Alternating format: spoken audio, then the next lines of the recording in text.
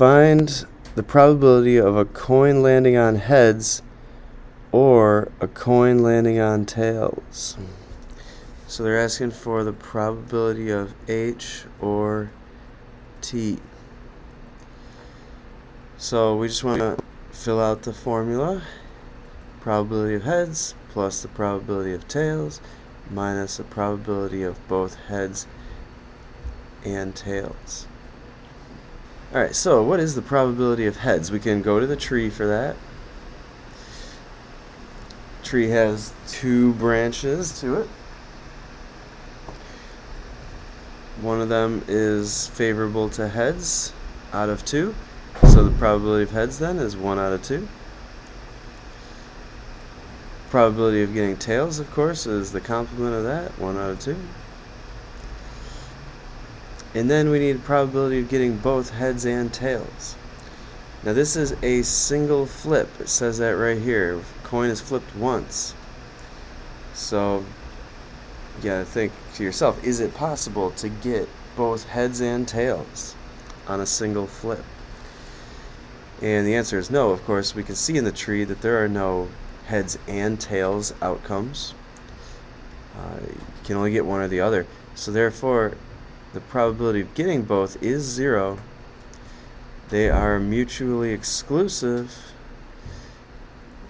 And when things are mutually exclusive, the probability of both occurring at the same time is 0. And so this would be the OR formula for this problem, number 1. And the answer, of course, would be 1, meaning it is theoretically certain that you will get either heads or tails on a flip. It's 100%. That's the kind of thing we want to do with these. I'll let you try each of them, and then we can go over the answers. Yeah. So number 2 says a die is going to be rolled once. Event A is the die landing on an even number, and event B is the die landing on a number greater than 5. So the outcomes that are possible are 1, 2, 3, 4, 5, and 6 if you do a single roll of a die. Now if we look at the evens, that's going to be 2, 4, and 6. And if we look at those that are greater than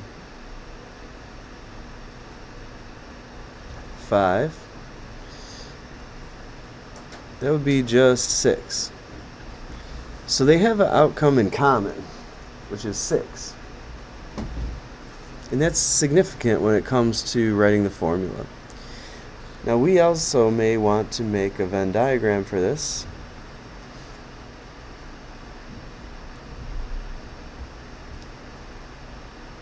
So we'd put the evens on the left, and then those that are greater than 5 on the right, perhaps. So this is bubble A. This can be bubble B.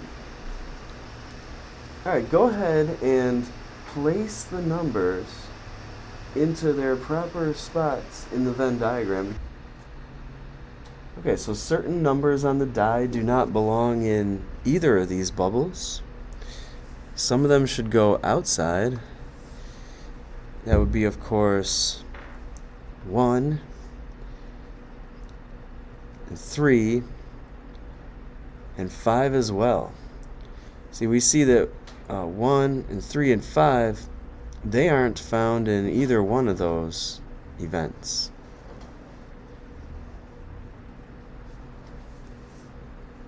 So they don't belong in either bubble, is the idea.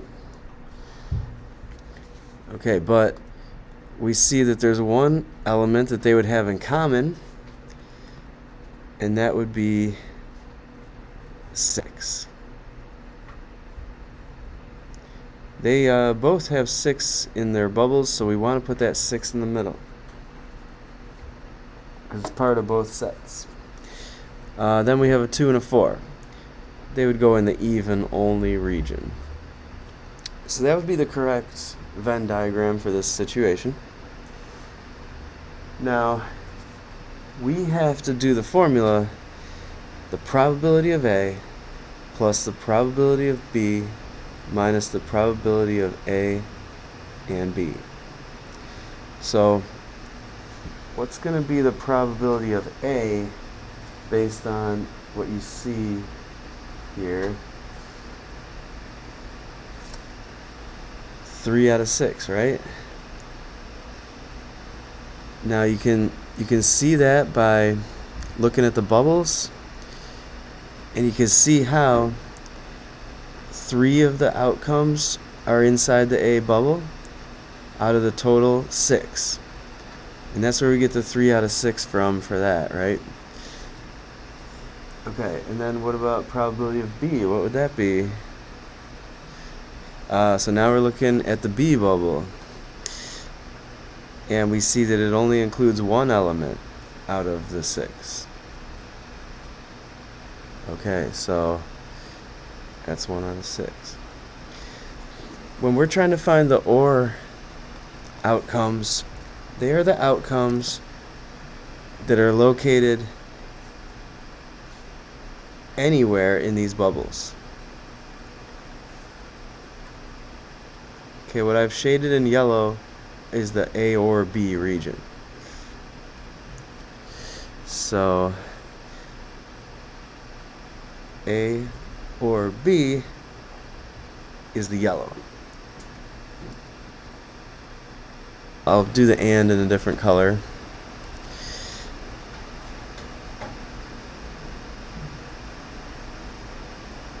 Okay, so green is A and B. And so we just want to subtract one copy of that so that it doesn't get counted twice. Now we get the correct answer, which is 3 plus 1 minus 1 makes 3 out of 6. And so that would be our final probability. We can reduce it to 1/2 or 0.5.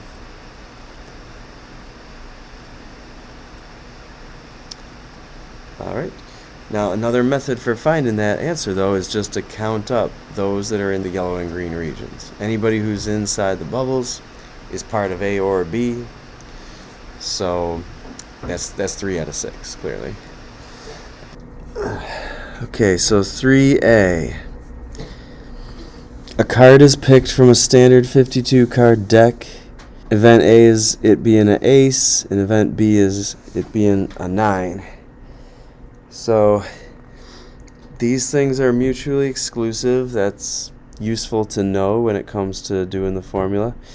We want probability of A plus probability of B minus probability of A and B if there is one. So probability of an ace, 4 out of 52, right? Probability of a 9, same, 4 out of 52. But then how about the probability of getting both an ace and a 9? It's a single card being pulled from the deck. You can't pull a card out and get an ace and a 9 at the same time. They're mutually exclusive, which makes our probability of A and B 0. So this one will become 8 out of 52, which can reduce if we want. Alright, how about an ace and a heart? So let's see. Probability of an ace plus probability of a heart minus probability of both. Ace would be 4 out of 52. Heart would be 13 out of 52. And then what would we subtract? Anything? Yeah, subtract 1. There's one ace of hearts. Exactly. They do have one outcome in common. We want to circle the aces and the hearts.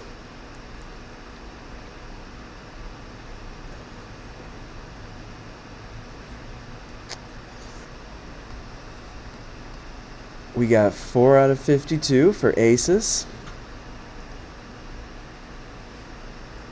13 out of 52 are the hearts. And they do have one overlapping one in common. This one. So we have to subtract that off. That's going to be 1 out of 52 for the A and B. Alright, hope that's clear. So 4 out of 52 plus 13 out of 52 minus 1 out of 52, it makes 16 out of 52. So the reason we want to use the formula, of course, is for problems when we can't count the outcomes because there are just so many, you know. That's when it's really useful, when we're dealing with large numbers. How about 3C? Red card and a black card.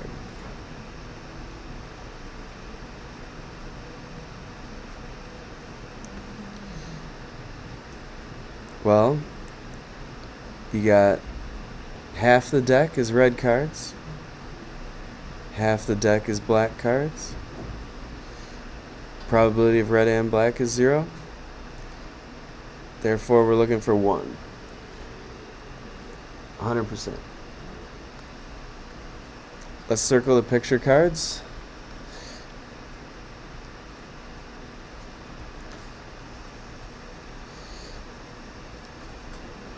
So that's going to be 12 out of 52, right? Yep. And then we want red cards. That's these.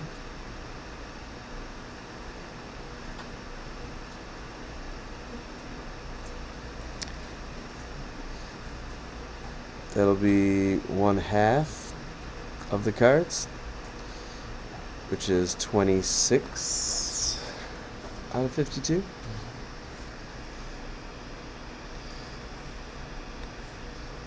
But there are certain ones that would be counted twice here. And the ones that get counted twice are these. So we just want to subtract them off. 12 out of 52 plus 26 out of 52 minus 6 out of 52. It's going to be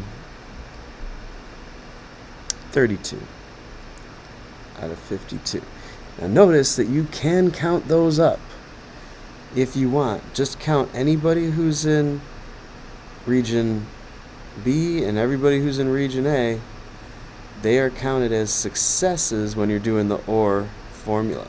So those guys count, and these guys count, and anybody who's in both sets counts as well.